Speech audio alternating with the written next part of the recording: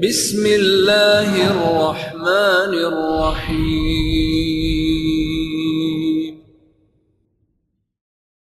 السلام علیکم ورحمۃ اللہ وبرکاتہ۔ الحمدللہ والصلاة والسلام علی رسول اللہ وعلی آلہ وصحبہ ومن تبع ہداہ، اما بعد۔ اعوذ باللہ من الشیطان الرجیم، بسم اللہ الرحمن الرحیم۔ ان اللہ یحب التوابین ویحب المتطہرین، وقال النبی صلی اللہ علیہ وسلم الطہور شطر الایمان۔ معزز سامعین و سامعات، بزرگوں، دینی ملی بھائیوں، آج کا جو موضوع ہے وہ انتہائی اہم موضوع ہے۔ دنیا میں قدم رکھنے والے بچے سے لے کر کے اور دنیا سے رخصت ہونے والے انسان سے متعلق ایک ایسا موضوع ہے جو صرف اسلام کا موضوع نہیں، ہر انسان کا موضوع ہے۔ یہ پاکی، یہ صفائی، یہ کسی بھی بندے جسے اللہ نے تھوڑی سی بھی عقل دے رکھی ہے اس کے لیے ضروری ہے۔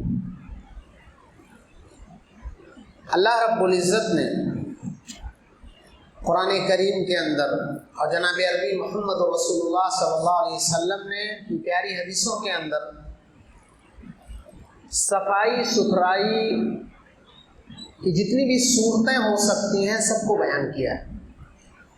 ہمارے ذہن میں اگر صرف صفائی کا تصور وضو اور غسل ہے تو یقیناً یہ بہت بڑی بھول ہے۔ یہ صفائی ستھرائی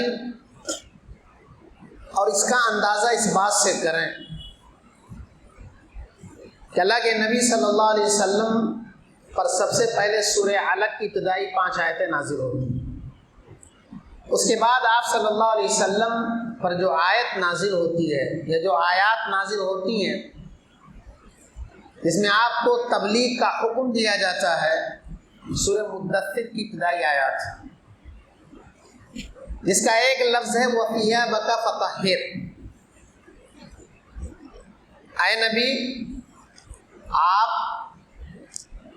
کھڑے ہو جائیں اپنے مشن کے لیے، اپنے رب کی کبریائی بیان کریں اور اپنے کپڑوں کی صفائی کریں۔ کپڑوں کی صفائی کا 2 معنی اہل علم نے ذکر کیا ہے۔ ایک معنی واضح ہے کہ جو انسان کپڑے پہنتا ہے اور کپڑے جو پہنتا ہے اس سے جو جسم پر کپڑے، یہی سی مراد نہیں۔ اگر ہم ٹوپی پہنتے ہیں یہ بھی کپڑا، ریننگ کوٹ پہنتے ہیں یہ بھی کپڑا، جس بستر پر سوتے ہیں یہ بھی کپڑا، ہمارے جسم سے جس کا بھی تعلق ہے یا ہوتا ہے وہ سب کپڑے مراد۔ لیکن اس کے علاوہ دوسرا معنی بھی اہل علم نے لیا ہے کہ اس سے مراد دل کی صفائی اور دل کی پاکی ہے۔ لہذا مذہب اسلام نے صفائی پر بہت زیادہ زور دیا ہے۔ اللہ کے نبی صلی اللہ علیہ وسلم نے فرمایا کہ ان اللہ جمیل یحب الجمال، اللہ تعالیٰ خوبصورت ہے، خوبصورتی کو پسند کرتا ہے۔ یہ خوبصورتی، یہ زیب و زینت، یہ پاکی و صفائی جسم کی بھی ہے، کپڑے کی بھی ہے،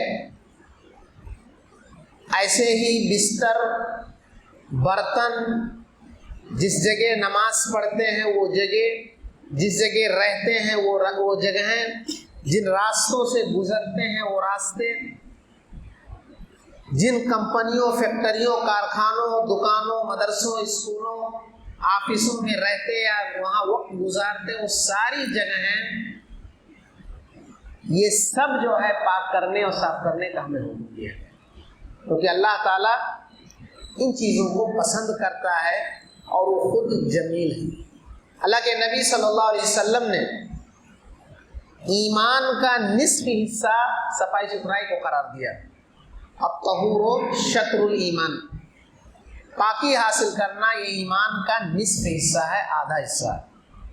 اسی طرح سے اللہ کے نبی صلی اللہ علیہ وسلم نے متعدد حدیثوں کے اندر اس کی فضیلت بیان کی.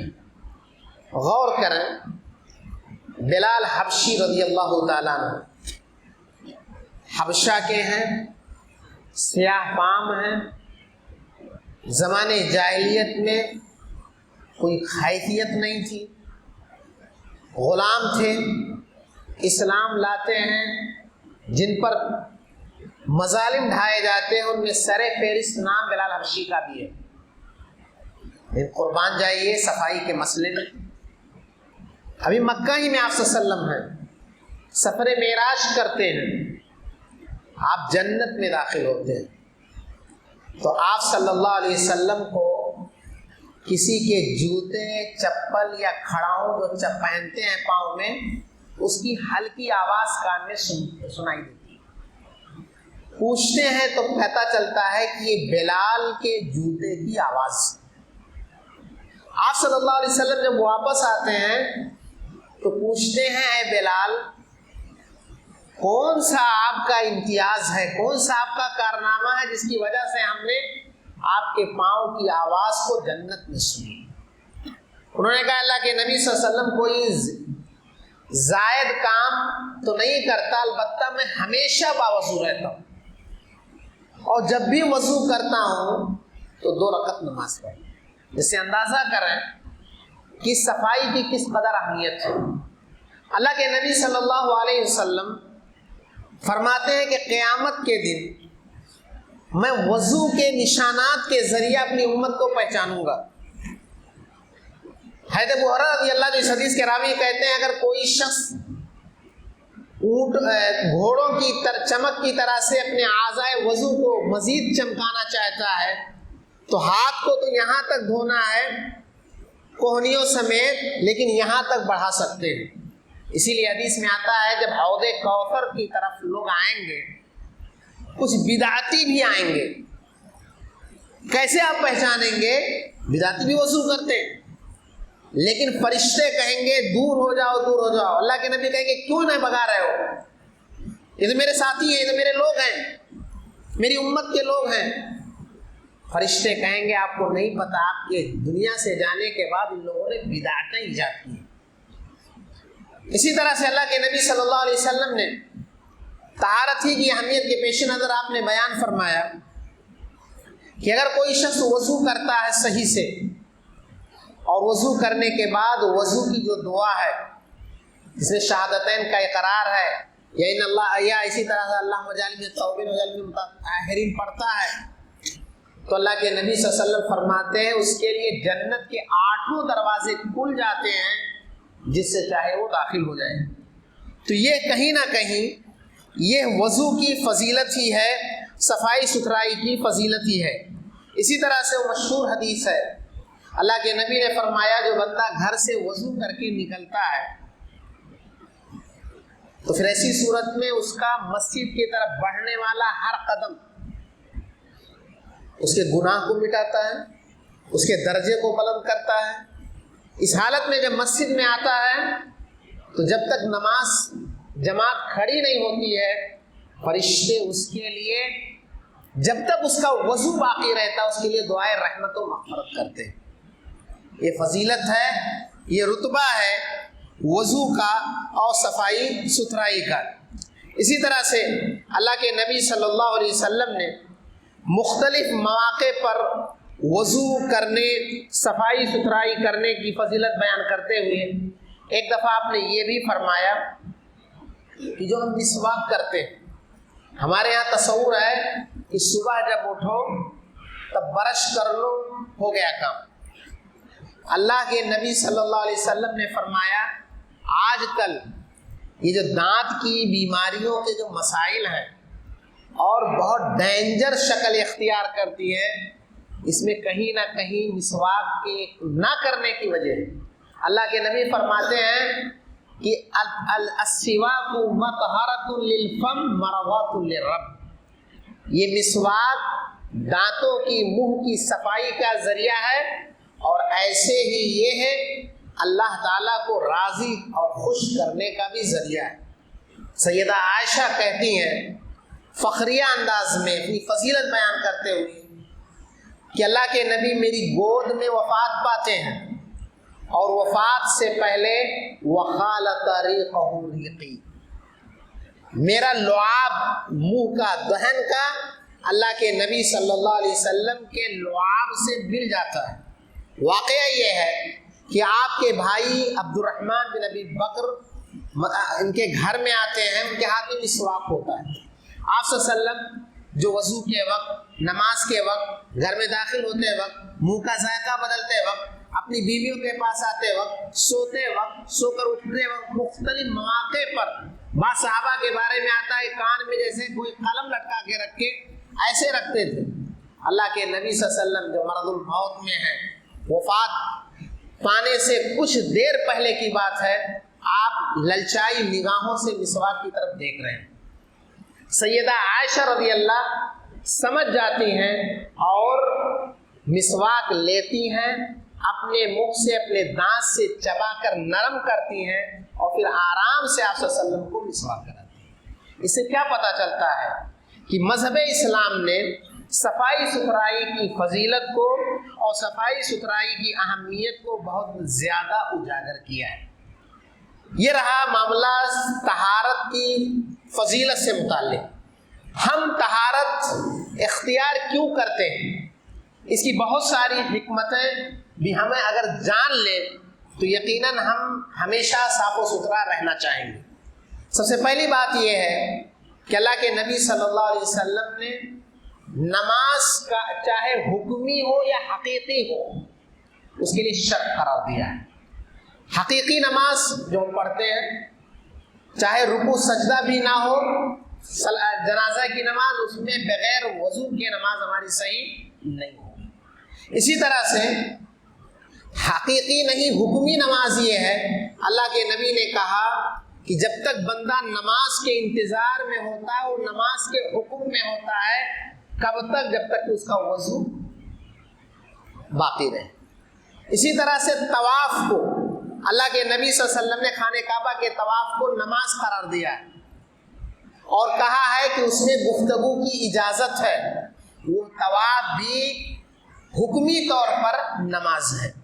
اسی طرح سے اللہ کے نبی صلی اللہ علیہ وسلم نے یہ بیان کیا ہے کہ جو بندہ فجر کی نماز پڑھ کر کے اپنی جگہ بیٹھا رہتا ہے، دعائیں پڑھتا ہے چاش کے وقت تک اور باوضو رہتا ہے، تو جہاں فرشتے اس کے لیے دعا کرتے ہیں وہیں یہ عمل کرنے کی وجہ سے اسے مکمل حج و عمرے کا ثواب ملتا ہے۔ تو حکمی نماز ہو یا حقیقی نماز ہو، یہ ہے اس کے لیے شرط ہے۔ اسی طرح سے ایک علت اور سبب یہ بھی طہارت کا ہے کہ یہ ہے انسانی فطرت کے موافق ہے۔ ہر انسان کسی بھی دھرم کا ہو، کسی بھی درجے کا ہو، اگر اس کی عقل سلامت ہے تو صفائی پسند کرتا ہے، چاہے ہفتے میں ہی غسل کرے، چاہے پورے دن میں ایک ہی دفعہ چہرہ دھوئے، لیکن صفائی کرنا ہے اس کی فطرت ہوتا ہے۔ عقل کی بات اس لیے میں نے ذکر کی کہ ایک دفعہ ابن ابی دنیا نے ذکر کیا ہے کہ بغداد کی گلی میں ایک شرابی شراب پی کر مست تھا، پیشاب کرتا تھا اور اس کے قطرات کو اپنے جسم میں لگاتا تھا اور کہتا تھا ان اللہ یحب التوابین ویحب المتطہرین۔ اللہ تعالیٰ توبہ کرنے والوں کو اور پاکی حاصل کرنے والوں کو پسند کرتا ہے۔ جب انسان کی عقل نہیں سلامت ہے تو الگ مسئلہ ہے، ورنہ ہر انسان کی فطرت میں یہ داخل ہے۔ اور ابھی اس کا ذکر آئے گا کہ اللہ کے نبی نے فطرت جو سارے انبیاء کی تھی، سارے انسانوں کی ہے، ان میں یہ چیز داخل ہے کہ ہر انسان صفائی پسند ہوتا ہے۔ اسی طرح سے ابھی آپ نے تمہیدی کلمات میں ناظر محترم سے سنا کہ وائرس بیماریاں جو ہیں، ان بیماریوں سے لڑنے یا نجات حاصل کرنے کا ذریعہ بھی پاکی ہے۔ ایک حدیث میں اللہ کے نبی صلی اللہ علیہ وسلم نے، مشہور حدیث ہے کہ آپ نے بتلایا کہ کیا ایک بندہ جو روزانہ غسل کرتا ہے کسی ندی، تالاب یا کنویں میں، حوض میں تو کیا اس 5 دفعہ غسل کرنے والے کے جسم میں کوئی گندگی بچتی ہے؟ صحابہ نے کہا نہیں. تو کہا یہی حال ہے 5 وقتہ نماز میں وضو کرنے والے. ایک اور حدیث میں اللہ کے نبی نے تفصیل بیان کی اور یہ بہت اہم بات ہے جسے ہم اور آپ کو سمجھنا چاہیے. اللہ کے نبی صلی اللہ علیہ وسلم نے کہا جب بندہ وضو کرتا ہے تو وضو جب ہم کرتے ہیں تو انہی اعضاء کو دھونے کا حکم ہے جو ہمارے اعضاء کھلے ہوتے ہیں, جہاں پر وائرس آ کر کے چپکتے ہیں اور جہاں پر دھول گرد و غبار آ کر اٹھتے ہیں اور جن اعضاء سے گناہ سرزد ہوتے ہیں. تو اللہ کے نبی صلی اللہ علیہ وسلم نے باقاعدہ بتلایا کہ جب ہاتھ دھوتا ہے, جب ناک میں پانی ڈالتا ہے, جب کلی کرتا ہے, جب کان مسح کرتا ہے, سر کے بال, تو اس طرح سے گناہ جھڑتے ہیں. اب آپ خود غور کریں, اگر ہم ناک سے سانس لیتے ہیں تو وائرس بھی اور گرد و غبار بھی ناک میں جاتے ہیں. منہ سے بات کرتے ہیں یا اسی طرح سے کوئی چیز کھاتے پیتے ہیں تو گرد و غبار کی شکل میں, وائرس کی شکل میں یا منہ میں جو چیزیں لیتے ہیں اس کی وجہ سے رات میں سونے کی وجہ سے گندگی آتی ہے. کان ہے, ہاتھ ہے, پاؤں ہے, ان تمام جگہوں پر گرد و غبار, وائرس, یہ چیزیں اکٹھا ہوتی ہیں اور یہی وہ اعضاء ہیں جن سے انسان غلطی کرتا ہے. لوگ زبان کو ہلا کر کے بھی کسی کو تکلیف دیتے ہیں, ہونٹ کو ہلا کر کے تکلیف دیتے ہیں, آنکھوں کے ذریعہ گناہ کر لیتے ہیں, زبان سے گناہ کرتے ہیں, ہاتھ سے گناہ کرتے ہیں, پاؤں سے چل کر گناہ کرتے ہیں.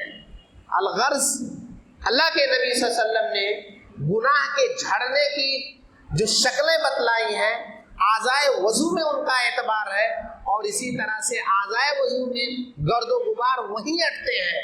سر کے دھونے کا حکم نہیں ہے, مسح کرنے کا ہے, کیونکہ بال پر گرد و غبار آ کر کے یا وائرس آ کر کے اٹھتے ہیں.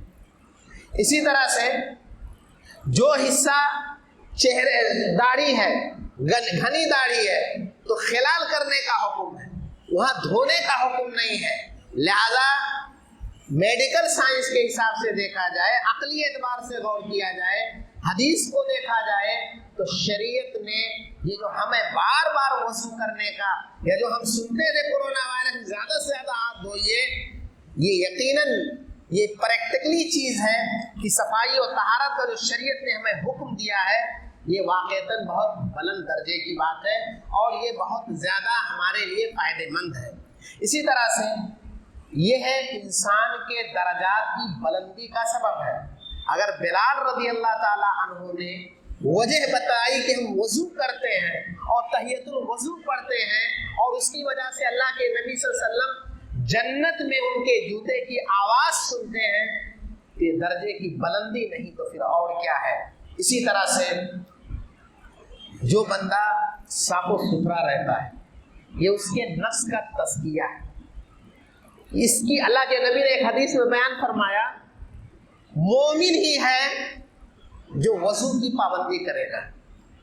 کیا ہم اس اسلام کے اس نعمت پر ہمیں فخر نہیں کرنا چاہیے کہ ہم نماز ہی کے بہانے 5 دفعہ اپنے اعضاء و جوارح کو کم سے کم دھوتے ہیں.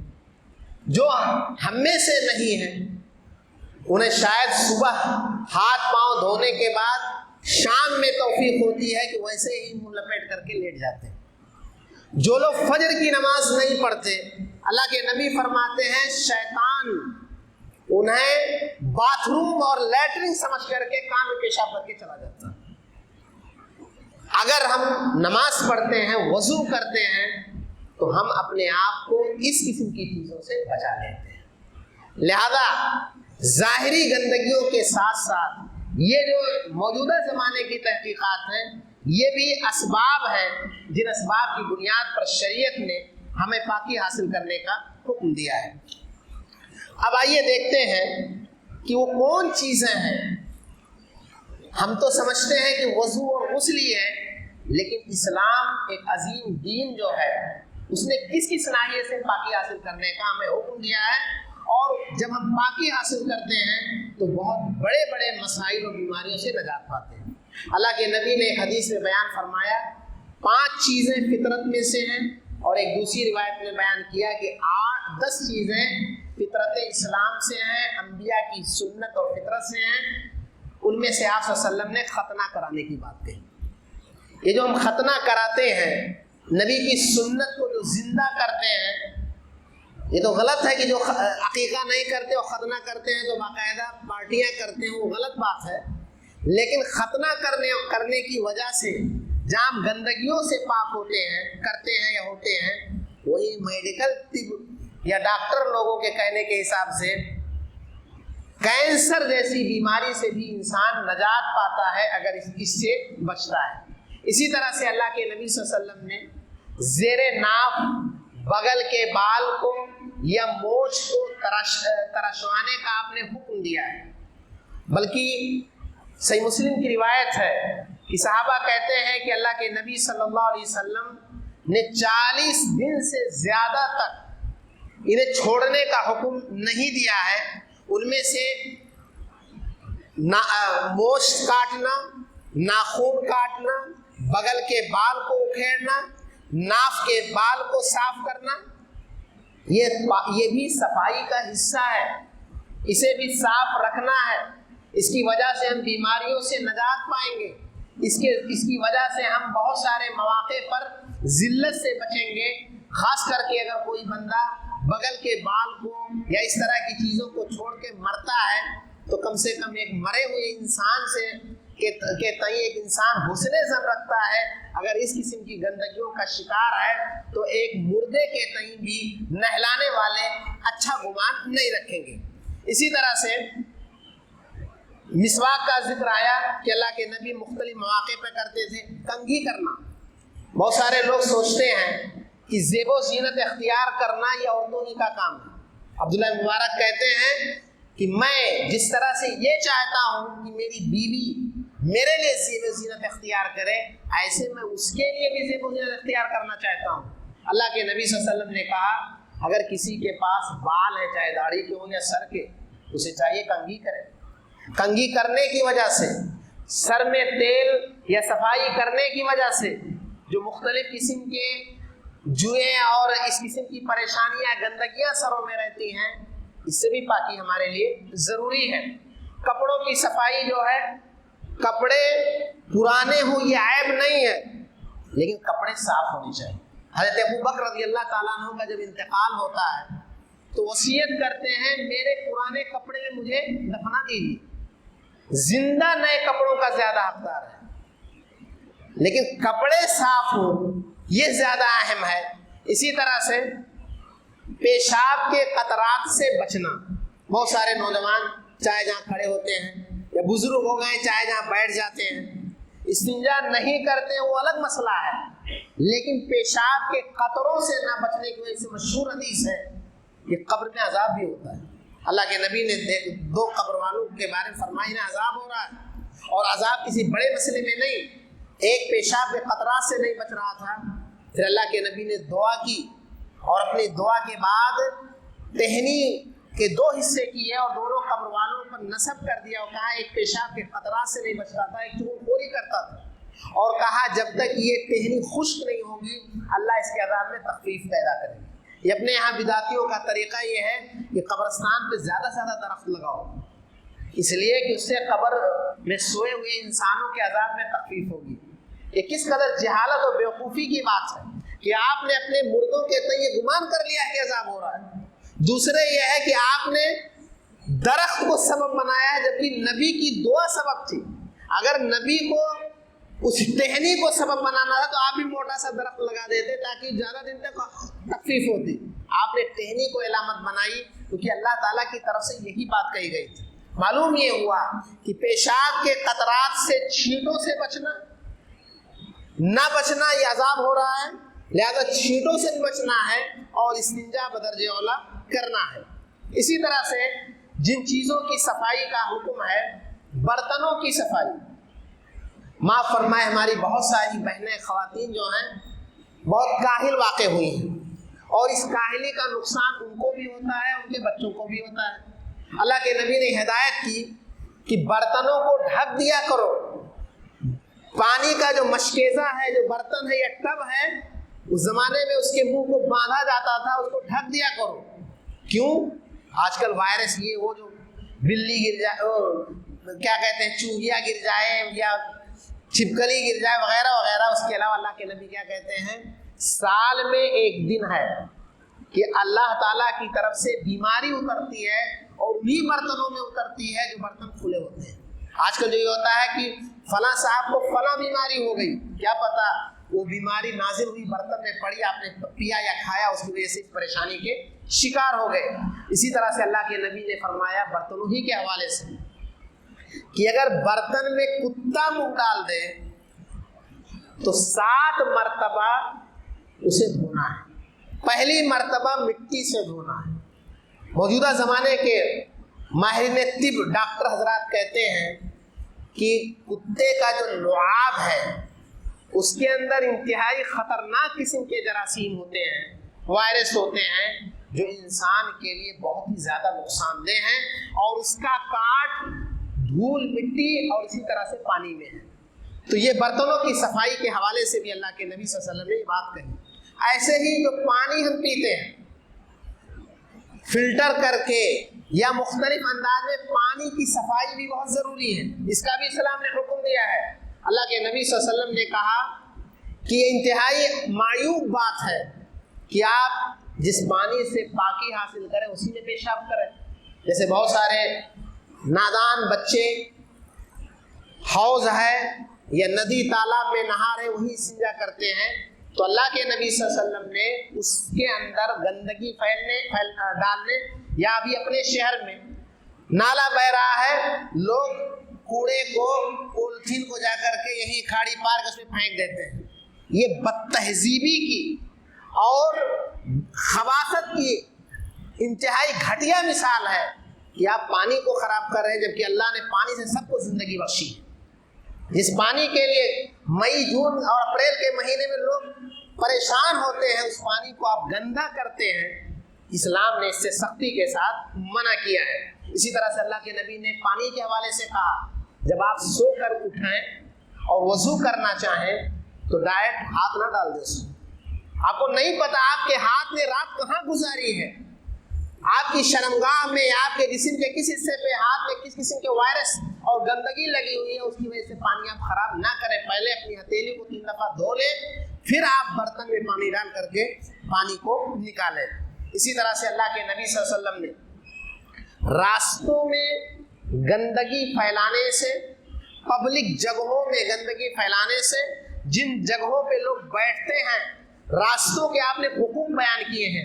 جن پھلدار درختوں کے نیچے لوگ پھل کو چنتے یا توڑتے ہیں، ایسی تمام جگہوں کو لعنت کی جگہیں قرار دی ہیں جہاں لوگ گندگی ڈالتے ہیں، گندگی پھیلاتے ہیں. اب سوچنا چاہیے ان تمام خواتین و حضرات کو جو چند پیسوں کو بچانے کے لیے چند قدم چل کر کے میونسپلٹی کے ٹینکر میں یا وہاں مخصوص جگہوں کے بجائے جگہ جگہ گھر کی گندگی کو، گھر کے کوڑوں کو ڈال کر کے اور لوگوں کے لیے وائرس، مصیبت اور اسی طرح سے بدبو کا ماحول پیدا کرتے ہیں.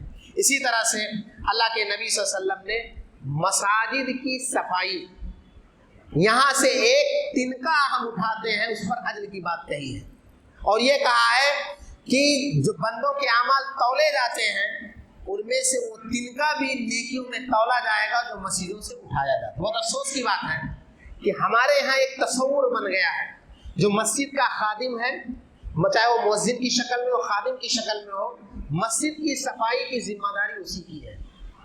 یاد رکھیں اللہ کے نبی صلی اللہ علیہ وسلم، حضرت عائشہ کہتی ہیں اللہ کے نبی نے حکم دیا ہے کہ مسجدوں کی صفائی کی جائے، وہاں پر خوشبو کا انتظام کیا جائے. ایک بڑھیا خاتون مسجد میں جھاڑو لگایا کرتی تھی. ہمارے ہاں جیسے صفائی ملازمین کی کوئی اہمیت نہیں سمجھتے. تصور کیجئے اس کا رات کے کسی حصے میں اچانک انتقال ہو جاتا ہے. صحابہ نے سوچا نبی کو خبر کرنے کی کیا ضرورت ہے، ان کو ویسے ہی دفن کر دیے. کئی دن گزرنے کے بعد جب آپ نے اس خاتون کو نہیں دیکھا تو کہا وہ عورت نظر نہیں آ رہی ہے جو مسجد جھاڑو لگایا کرتی تھی. تو صحابہ نے بتایا ایسا ایسا معاملہ. آپ صلی اللہ علیہ وسلم قبرستان جاتے ہیں اور اس کی قبر کو جنازے کی شکل دے کر کے بیچ میں کھڑے ہو کر کے آپ صلاۃ جنازہ پڑھتے ہیں. اسی سے اہل علم نے یہ مسئلہ نکالا ہے کہ اگر کسی کا انتقال ہو جائے، کسی عزیز کا نہ پہنچ سکے، تو قبرستان پہ اس کی قبر کے پاس اگر مرد ہے تو ایسی صورت میں سر سرہانے، اور اگر عورت ہے تو کمر کے پاس کھڑے ہو کر کے وہاں بھی صلاۃ جنازہ پڑھ سکتا ہے۔ اس سے اندازہ کیجئے کہ مسجد کی صفائی ستھرائی اور یہاں صفائی ستھرائی کا اجر کس قدر عظیم و بلند ہے، اور یہاں کے صفائی کرمچاری کتنے عظیم اور کتنے اہمیت کے حامل ہیں، جس سے جہاں صفائی کی اہمیت کا اندازہ ہوتا ہے وہی مسجد کو صاف رکھنے کی اہمیت کا پتہ چلتا ہے۔ تو یہ چند قسمیں تھیں جن کو صاف کرنے کا اسلام نے ہم اور آپ کو حکم دیا ہے۔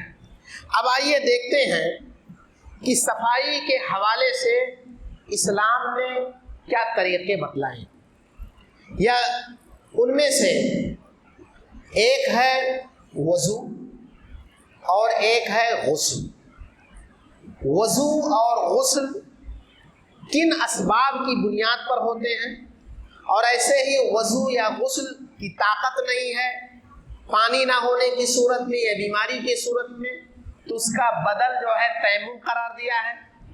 ایسے ہی صفائی کا ایک طریقہ مسح کا بھی ہے، جیسے سر کا مسح ہے، یا اسی طرح سے ہاتھ میں پٹی بندھی ہوئی ہے اس کے مسح کا حکم ہے، پاؤں میں آگے ذکر آئے گا موزہ پہنے ہیں موزے کا مسح ہے۔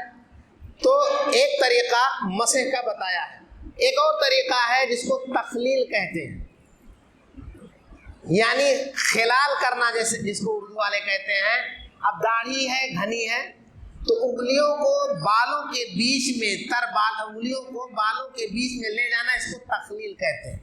یا اسی طرح سے اللہ کے نبی نے جو پاؤں کی انگلیاں ہیں، بائیں ہاتھ کی جو خنصر، یہ انگلی جو ہے، اسی کو انگلیوں کے درمیان لے جا کر کے پانی پہنچاتے تھے، اور اسے بھی تخلیل کہتے ہیں۔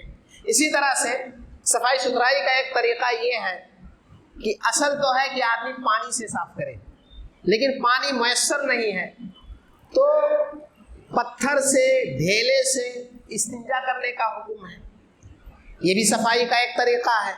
اسی طرح سے تیمم کی بات آئی کہ بھربھری مٹی ہے، دھول ہے، اس کے ذریعہ تیمم کرنا ہے، چاہے یہ تیمم وضو کے بدل ہو یا اسی طرح سے غسل کا۔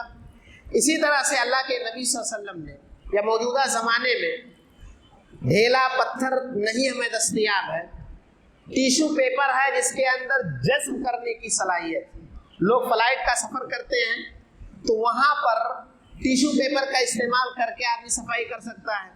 اسی طرح سے صفائی کا ایک طریقہ اللہ کے نبی نے یہ بھی بتلایا ہے۔ عائشہ رضی اللہ کہتی ہیں کہ اللہ کے نبی صلی اللہ علیہ وسلم کے کپڑے میں منی لگ جاتی تھی اور منی خشک ہو جاتی تھی، تو میں اس کو کھرچ کر کے صاف کرتی تھی، جس کو عربی میں فرق کہتے ہیں یا حط کہتے ہیں۔ یہ بھی صفائی کا ایک طریقہ تھا، صاف کرنے کا ایک طریقہ تھا۔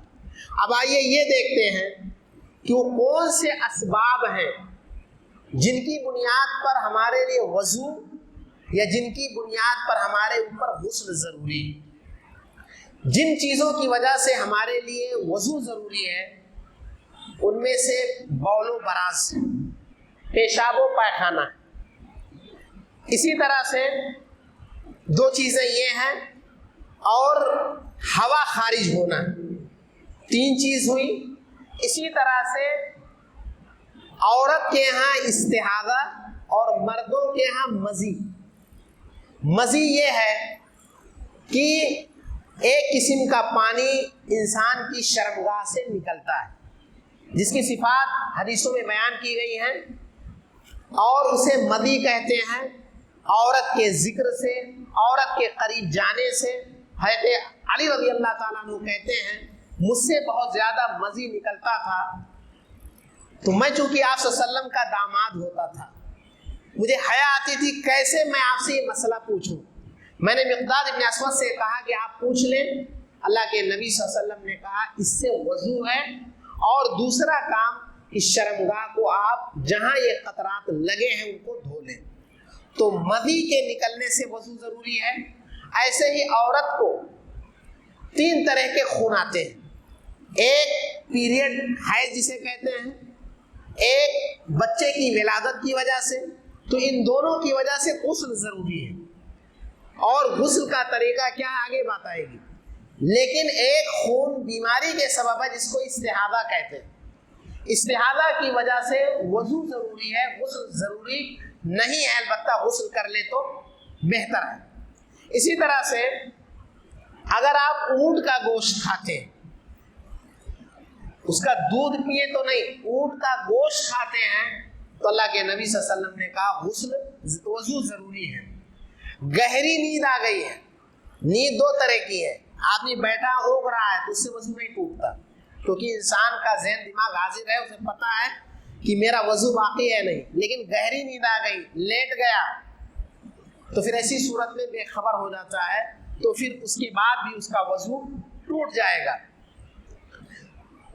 یہ چند چیزیں تھیں جن کی وجہ سے وضو کو ضروری قرار دیا گیا ہے۔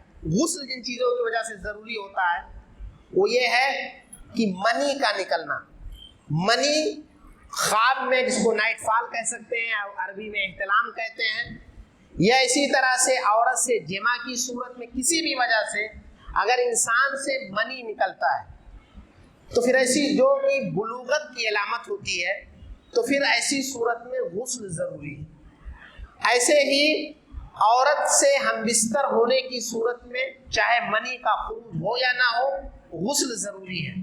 ایک عورت کو پیریڈ آیا، ٹائم ختم ہوا، اب وہ نماز پڑھ سکتی ہے، اس کے لیے غسل ضروری ہے۔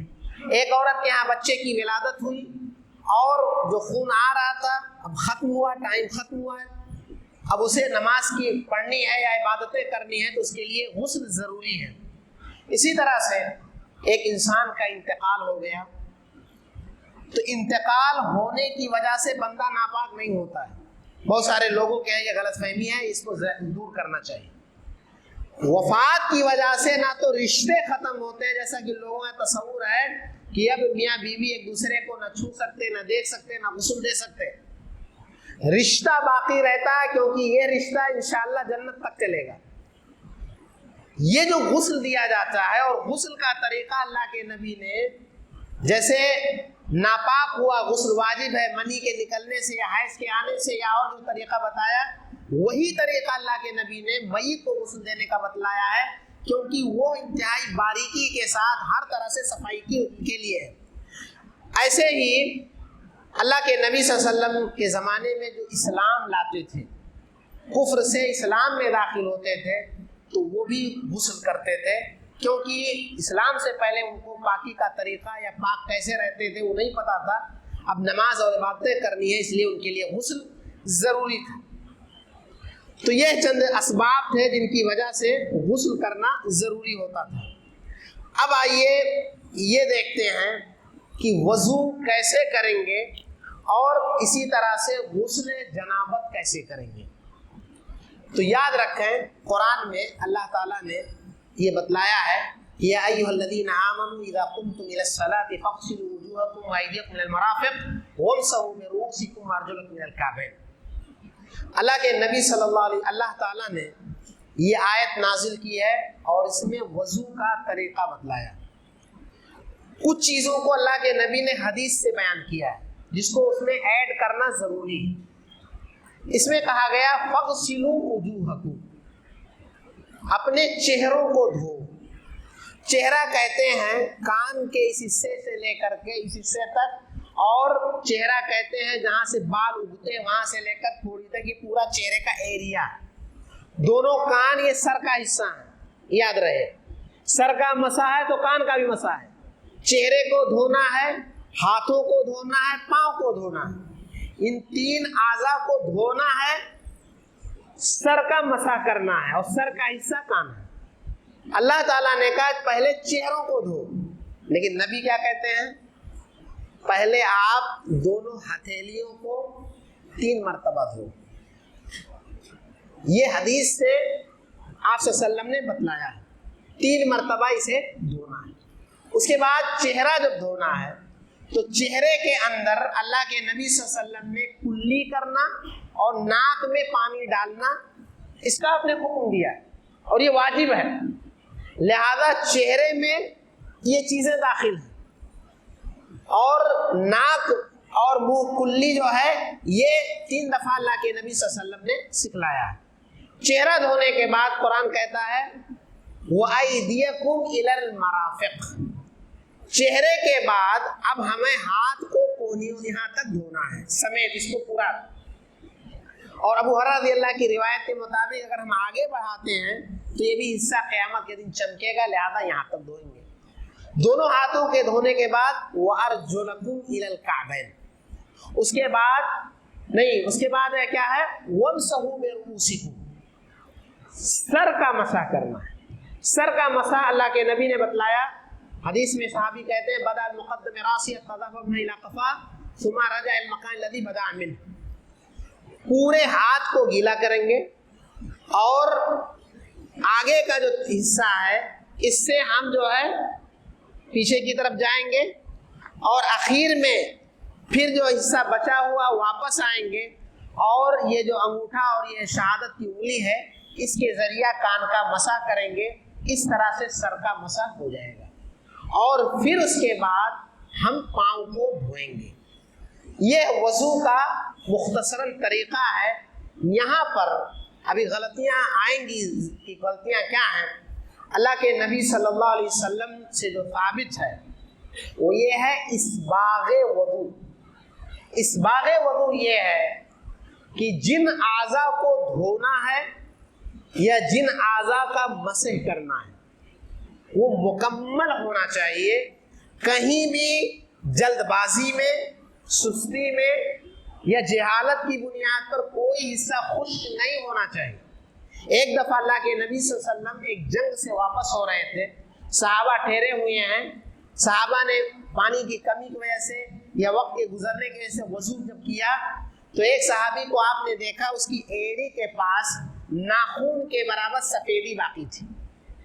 اللہ کے نبی نے، جسے فضیلت بہت زیادہ ہے، کہا وَيْلٌ لِلْأَعْقَابِ مِنَ النَّارِ، ایڑیے والوں کو جن کے یہاں سفیدی رہ گئی ہے ان کو جہنم کی ویل ہو۔ اور ویل آپ نے سنا بارہا کہ جہنم کی یہ وادی ہے، یا اسی طرح سے ویل کے معنی ہلاکت و بربادی ہے۔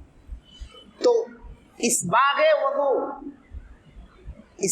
وضو کا مطلب یہ ہے کہ پورے اعضاء کو مکمل طور پہ دھونا ہے۔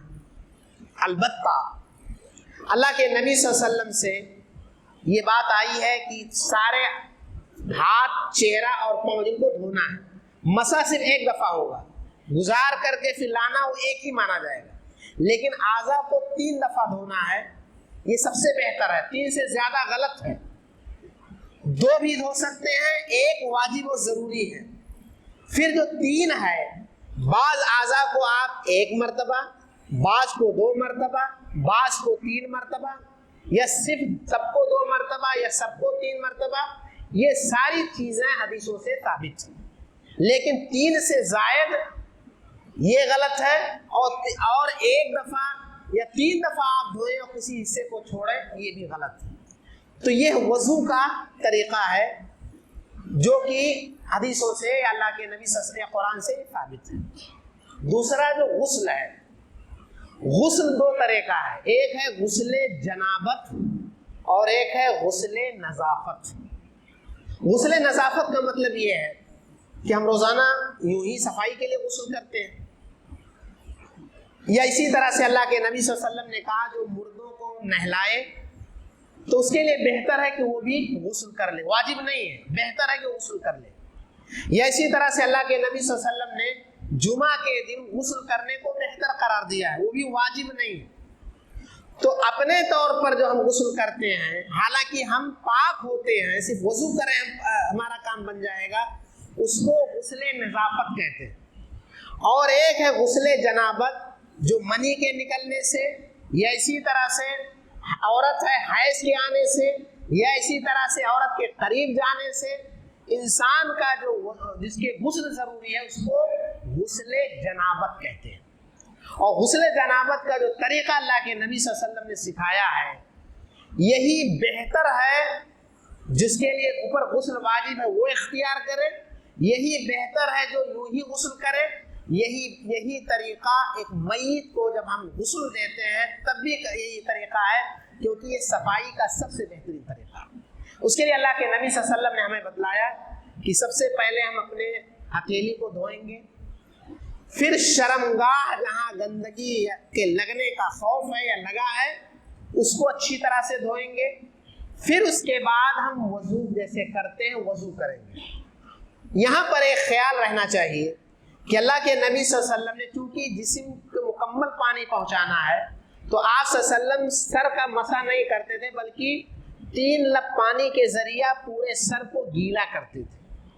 اور اسی طرح سے آپ صلی اللہ علیہ وسلم پاؤں کو، چونکہ اس زمانے میں کچی جگہ ہوتی تھی، پاؤں کو اخیر میں دھوتے تھے اور پورے جسم میں پھر پانی ڈالتے تھے۔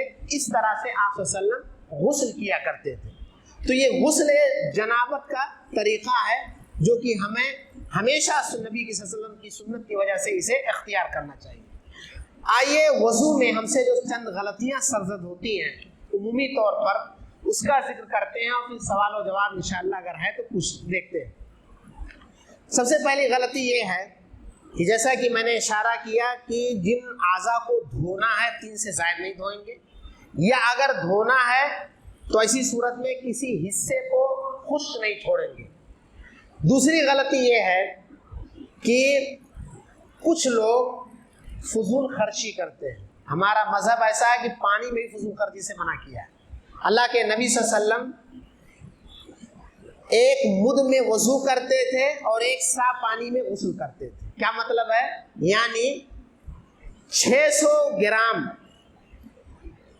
سے کچھ زائد جو پانی کا حصہ ہو سکتا ہے اس سے آپ وضو کرتے تھے اور 2.5 لیٹر میں آپ صلی اللہ علیہ وسلم غسل کرتے تھے۔ اب اگر کسی کو عجیب لگتا ہو تو پھر اس وقت سوچے جس وقت پانی کی کرائسس ہے، کیسے وہ وضو کر لے گا، کیسے وہ غسل کر لے گا۔